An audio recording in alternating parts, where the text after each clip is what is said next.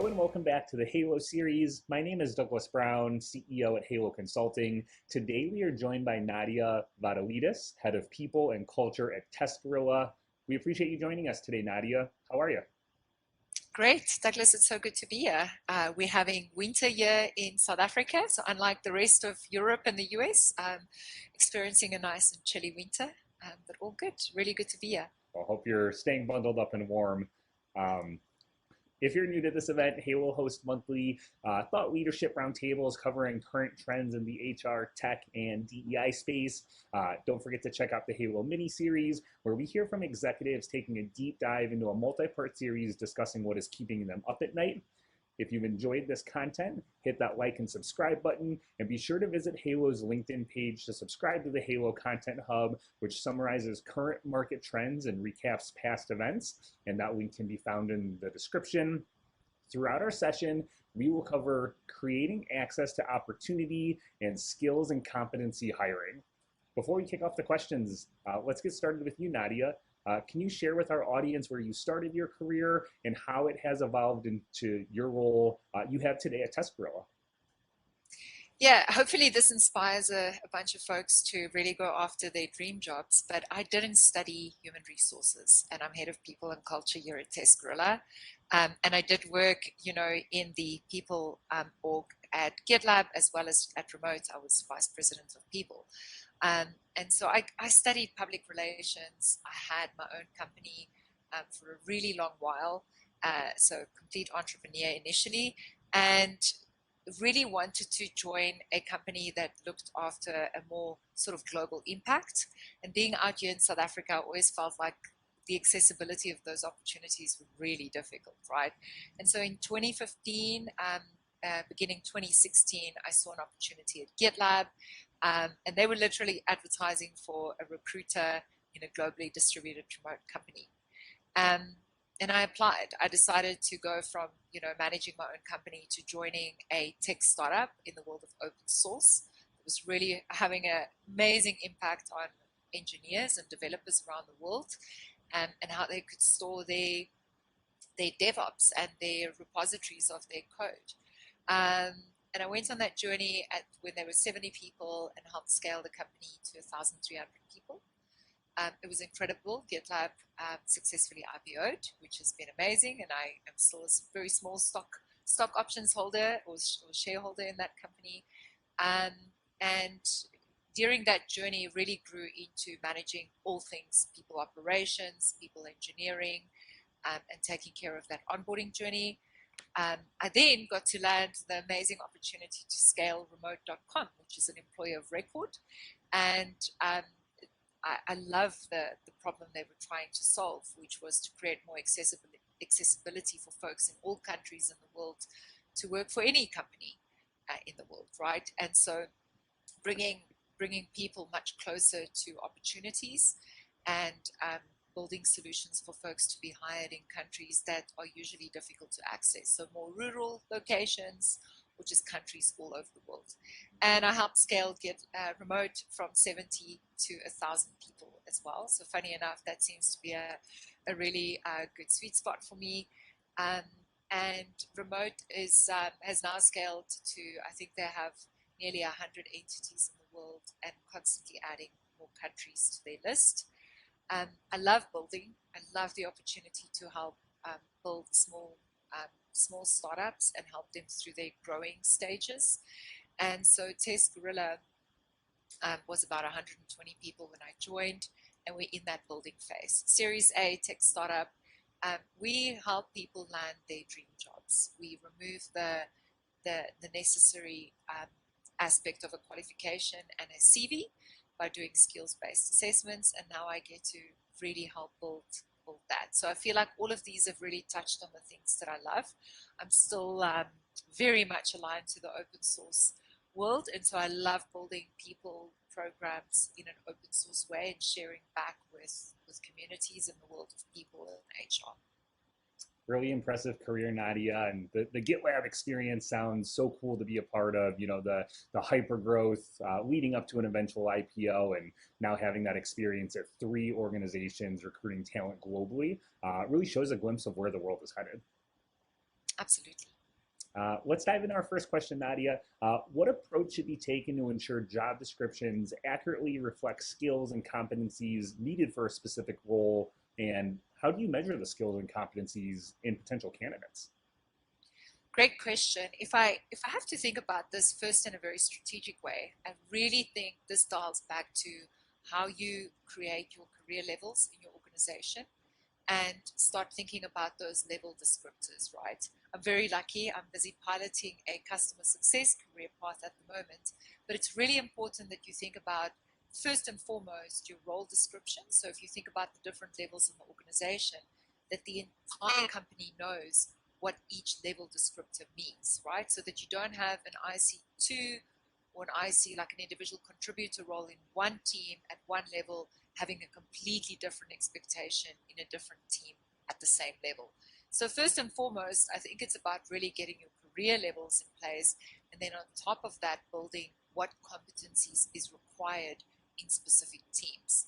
Some companies like doing it based on that level. So some companies ties skills and competencies based on a specific level in a company. But I do think it's important to start going more specific and start figuring out in that whether you use job families, so figuring out what are the competencies you require in a specific department or job family, and then building out specific skills and competencies for that role. Where I see it go wrong is people tend to look at other people to start coming up with these competencies and skills, but you're not opening a position based on someone else's skills and competencies. You're opening it based on the requirements of that role. So instead of starting to compare humans to humans, start comparing what do I need in this critical role or this position I'm trying to fulfill, and which competencies do I require to make this position successful, right? To have an impact in this team and then in the company. And so I really like thinking about it first very strategically and building out those descriptors and then tying competencies to that. And interestingly, that is something we're working on right now, which I'm really excited about at TestGorilla as well. Let's pivot to the hiring process, Nadia. What steps can be taken to ensure hiring processes are equitable and inclusive?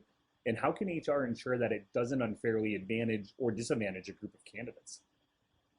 Yeah, so once you've set those competencies per position and you start removing requirements that are potentially unrealistic, right, that are not accessible for many people, you do open so much more opportunity to create an equitable experience.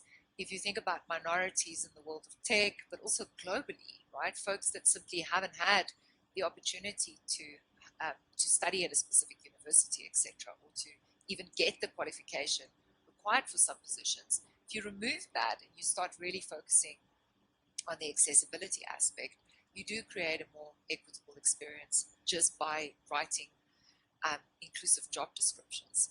I also believe that the way you hire is really important. So having one single hiring process where everyone can be in the same pipeline and the same equal experience is really important. I probably have about 100 people reach out to me every single week to get a job at a company like TestGorilla.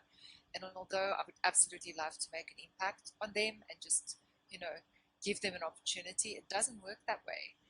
I have this added responsibility to keep pushing folks directly to the hiring process to make sure that it is an equitable and fair experience for everyone. So by simply also stating, please do apply for the position, go through the hiring experience, and going through that fair hiring process does make sure that everyone is equally reviewed. At TestGorilla, we actually use our own product. So we dog food our very own product, which is skills based. And so I love that everyone has the opportunity to apply for the role, whether they have the qualifications or experience for that particular role at all. For more critical positions, obviously there will be a certain level of experience required. So if you think about a head of finance position, right? In those type of roles, there's certain compliance elements that you need to meet. But if you think about filling a coordinator function, there's no need for that person to have specific experience or a qualification. They might be able to have the skills and competencies required based on work that they've done in an internship or work that they've done during a completely different role in their career. And so allowing folks to have that equal skills assessment opportunity does mean your top of funnel candidates is much broader, is much more diverse, and everyone had that fair opportunity to at least submit an application. And so I really like removing those blockers and creating a more fair experience. If you think about just the global stance of distributed teams as well, um, what we regard as a top university in the US might look very different in a place like Kenya or Asia Pacific in the Philippines or Japan or New Zealand, right? And so again, I feel like it removes certain, um, not a pay gate, but certain gates of application rules, and so many more folks can then gain equal access to those opportunities. And Nadia, from your experience, how does TestGorilla's best-in-class hiring process compare to the other organizations that you've worked at throughout your career? Yeah, I don't know if you've ever had this problem, but I certainly has. I remember a time at Remote where we had 80,000 job applications in one quarter. Oh, wow. And there's just, there's simply no way that we can meet the demands of that. There's no way a small, frugal, sustainable recruiting team can go through 80,000 applications. And so I learned through experience that that's very difficult. You're going to be spending 5 seconds on an application, and you're probably going to miss hundreds of amazing people, thousands of amazing people that could be very suitable for the role you're trying to fill and does have the skills and competencies to work in that role.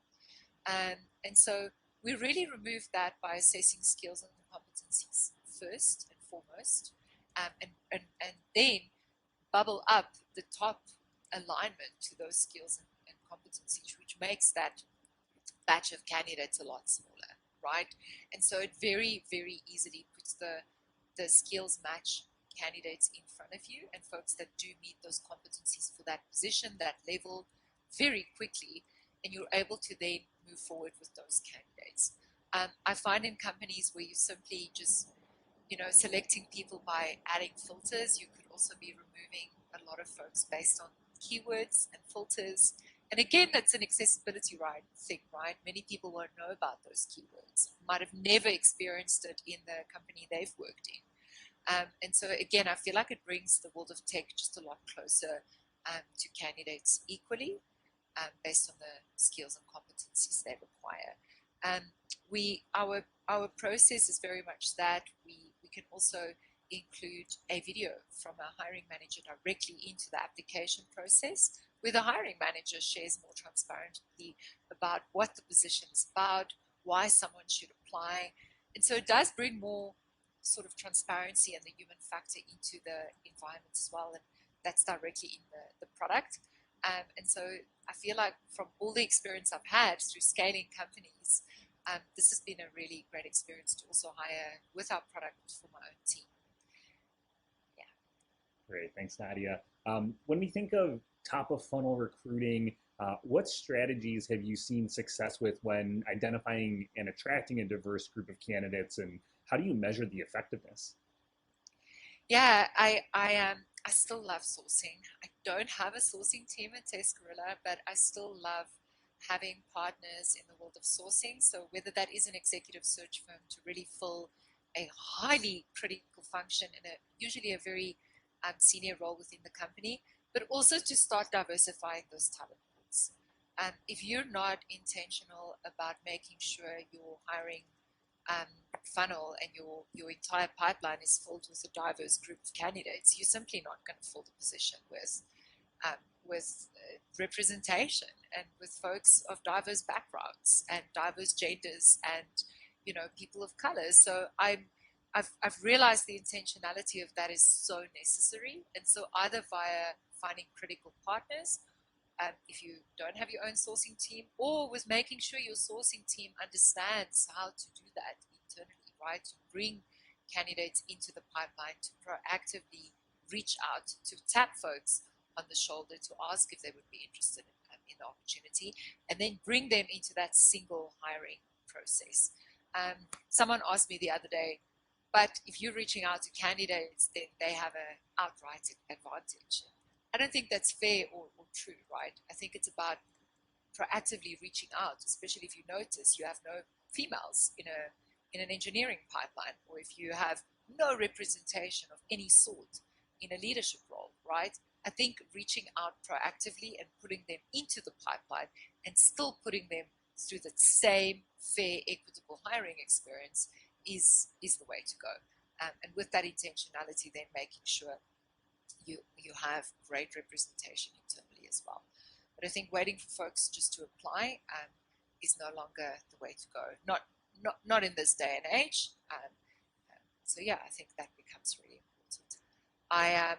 Now that we're meeting now, I watched The Little Mermaid yesterday, and I really loved seeing. And I'm not. I don't want to give anything away, so no spoilers. But I really loved the representation in that movie. So I felt like that was such a good example where you could clearly see the directors were intentional about creating representation, and I feel like in the world of work we can do so much more of that during hiring as well. Yeah, I haven't seen The Little Mermaid yet, but it is on the list, so plan on watching that over the course of the next couple weeks. And you started off with your response with you don't have a sourcing team today, but you don't have a sourcing team yet. So hopefully that's something that comes to fruition in the future. Absolutely. I like that you highlighted the need to be intentional with top of funnel with diverse candidates throughout the various stages to really highlight the impact of getting a diverse candidate. Yeah, something I didn't add, and I mean, I can talk about this topic alone probably for a full hour, and I'm not going to. But it's also who's in your hiring teams. Is your hiring managers trained? Is the hiring team trained? Have you done interview training? Have you touched on conscious, unconscious, and implicit bias? And so, without that level of training, it's very, very difficult to assess why certain folks aren't being hired in your company and why the company might not be as diverse as you want it to be. So all of those things matters. I really like selecting a very diverse hiring team as well. However, never to the detriment of having female engineers always being stuck in interviews. So check for those things, make sure that folks do have the capacity and that you are sharing the load with others, and find different ways to create those diverse hiring teams so that you don't rely on one or two people to be doing all the heavy lifting on that front. You brought up a good point, Nadia. When thinking about unconscious and conscious bias training, how often are the frontline leaders or even the executive team going through that type of training on an annual basis? Good question.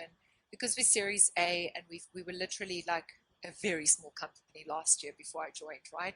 We're now about 150 people, and I have launched today a manager development program which includes hiring training. And I would love to make the entire hiring and interview training aspect available to the entire company during onboarding. So making sure, first and foremost, let's get everyone through that training once. I do think anything to do with diversity, equity, and inclusion needs regular training. And so depending on that annual calendar, I also know how much you do in an annual year in the world of people and in a people team.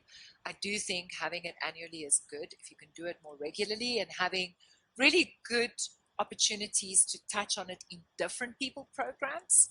I think keeping it top of mind becomes really important.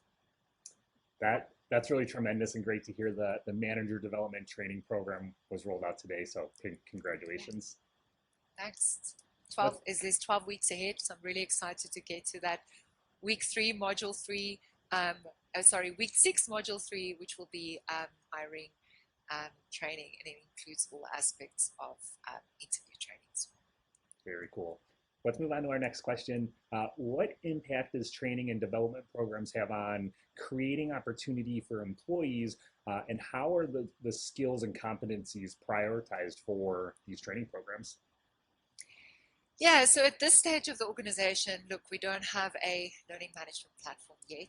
And again, I don't expect a Series A startup to have all those tools yet. I think those things will still come. And as you plan your, I would say your annual years, making space for that in the forecast and making sure learning is top of mind. But something TestGorilla did before I even joined was to tie learning and development plans to performance reviews. And so every 6 months we have a performance review cycle. And after that, we actually encourage folks to, in a very self-enabled way, to add a learning and development plan based on their performance review results to our HRIS platform. So we use HiPop, and to document their learning and development plan there in line with their manager. So working with their manager and documenting a learning and development plan that works for them. We also pay a percentage of salary, so 3.5% of your compensation is spent on a learning and development plan. And as long as it aligns with the plan, it's your choice of what you select for that plan. So if you're an engineer working on a specific language to improve on, to move from, I don't know, intermediate to senior or senior to staff, whatever that stage of your career you're in, that you can then, improve your language capabilities or leadership skills, or to potentially join even a paid community that's really going to amplify your opportunity to learn through that community, etc. So there's so many options, and the fact that we pay towards this so early on, and the fact that we've made it part of that sort of longer term plan is really important to me. We've gone a step further and added it as a key result annually. So the people team is also measured on how folks actually stay and stick to those plans and complete them. And that is a collective effort with the leadership team as well as the people team in creating initiatives and awareness around learning and development. So I think it's hugely important to stay on track, making space and time available for it as well. And then in a company that's distributed and asynchronous, also making sure if you're building internal plans that it's accessible to everyone, right, across time zones, etc. That's often something that's forgotten in companies that are hybrid or that are very sync focused. Yeah, it's really great to hear that TestGorilla offers the learning and development plan, which is 3.5% of the employee's salary or compensation. At what point of TestGorilla's kind of inception was that rolled out? That was rolled out last year already. So I think just after Series A, which is incredible, right? So June 2022. I don't know the head count, but if I had to guess, there must have been about 50 people, maybe less, 30 to 50 people at the company. So starting it so early does mean that it's ingrained into the culture. And I think that's really healthy and really, really good. And it's annual, so you can continue to spend that amount annually. So it's for a 12-month cycle. Yeah, and it sounds like if it was rolled out with roughly 50 employees after the Series A, it sounds like there have been a number of employees that have been able to benefit from that program. Absolutely. Now that we're 150 and it refreshes every year, so they can continue to use that percentage towards that plan. The next question we want to cover, Nadia. So training and development is such a critical component across the HR function. What measures do you apply to evaluate the impact of your training and development initiatives on employee performance and career advancement? And how effective are your training and development initiatives? Yeah, so again, seeing that this is our very first one, it's going to take some time to get those results. But asking, conducting a pulse survey straight after the specific program really works. And asking those hard questions, right? Making sure folks were actually satisfied with your content, with that particular learning method. We work with folks in more than 51 countries already, being 150 people now. And so that's very distributed. And that also means you have a ton of different cultures, different personality styles, right? And making space for asking questions around how the content was received, what folks experienced during the content, whether it met the needs of that particular training that you're trying to deliver. I love using feedback from employees directly and from people directly on improving that as well and making decisions on then improving it. So if you think about an onboarding journey, I think the best way to improve onboarding is to do very regular feedback. So having a rolling average, making sure every single new hire is giving you feedback on their onboarding journey so that you can continue to improve that based on that feedback. Both at GitLab and at Remote, I've had so much success with that. At Remote, we also won multiple awards for some of the best onboarding experiences in the world. And it was all based on the feedback of folks that goes through it. So working in collaboration with your people and making sure that their voices are bubbling up. Also meeting with folks regularly, right? Meeting, it's still at a size where that's possible. Meeting with your managers that's going through a manager development program, setting up time for that peer feedback does help you to build better programs. And then continuously also looking at what's out there, what's new in the world of learning and development, adapting, testing things, piloting things with different teams, getting feedback from them, having input from other leaders. I think it's very helpful in a small, frugal environment. This next question, I'm interested in your response, Nadia, and it sounds like from some of your responses already, we have covered some of the things that TestGorilla is doing today in terms of like the L&D plans that are tied to the performance review cycle, building out those goals after your performance review, and then having the training and development initiative available as an employee. But how can you ensure that employees are informed of the skills and competencies needed for advancement within the organization, and what steps do you give them opportunities to develop those skills and competencies? So great question. Because we have the product that we have, something we are working on at the moment with our assessments team is competency specifically.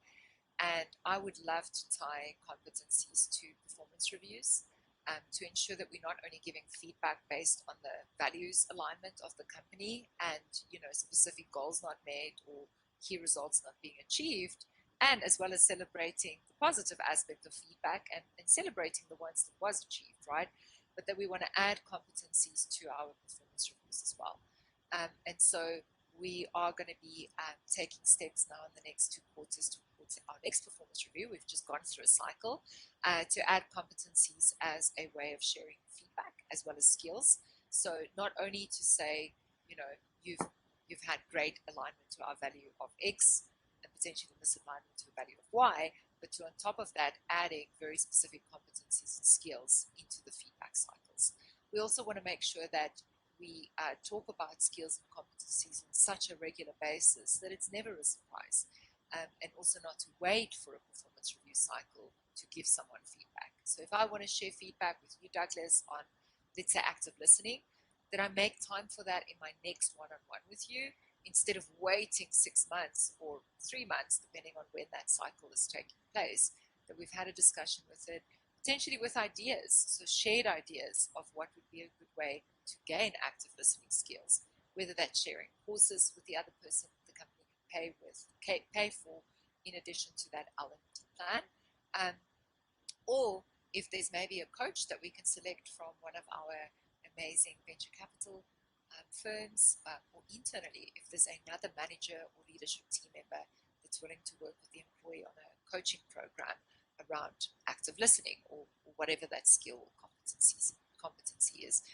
The descriptors of those, once again, is going to be so important. And the more simple you make the meaning of a competency, the easier it is for someone to understand it, especially, again, if you're working in a distributed company where English isn't necessarily someone's first language, including mine, right? And so it's really important that folks understand the simplicity of it, understand the descriptor of that competency or that skill, and then how to improve on that. I think in a dream world, imagine assessing someone's skills and then being able to tell them what that skills are that they need to improve, combined with selecting like courses available, free or open source courses that they can. I think that would be like a dream area at TestGorilla for me. We're not there yet, but that's absolutely something I hope and aspire to do in future. Yeah, that would be pretty cool to have as a programmer option to roll out to internal employees, candidates, etc. Yeah, absolutely. Nadia, as we wrap up with our final questions, who should reach out to you and why? And what's the best way to connect with, what's the best way for our audience to connect with you or get in touch with our audience? Yeah, if you're interested in people, culture, open source HR, or diversity, equity, and inclusion, and I always summarize that as belonging, you're welcome to reach out to me on LinkedIn. It's very simple, the LinkedIn / Nadia Vatalidis, so mine comes up very easily. I'm also on Instagram on a private account and a public account. The public account is ideal for work-related contacts, so happy to connect there as well. And the last question, is there anything that you'd like to share or talk about with the work that you're doing today at TestGorilla or any work that you're involved in personally? Great question. I am personally now a non-executive director and board advisor at PIN, and so really enjoying, and that's PYN, really enjoying what they're creating in terms of open source HR. So specifically feeding that need to keep sharing publicly, and they are an employee journey map product. So really enjoying being part of that journey at the moment. I'm also mentoring a few folks directly, which is very meaningful to me, and helping give back all that amazing knowledge that I've learned at places like GitLab Remote and now at TestGorilla. And I think, yeah, just the opportunity at TestGorilla to be building with a relatively small team has been incredible. I'm sharing my experiences with them sharing their experiences and ideas with me. It's a very creative space, and building a startup does allow you to really lean in and using those active listening skills to keep building towards a company that everyone wants to be at.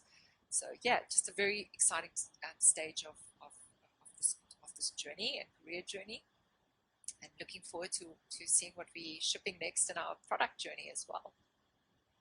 Thanks for joining us today, Nadia. Continue doing great work in the HR space, and we're wishing you the best. Awesome. Great. Thanks for having me, Douglas. It was so nice to connect.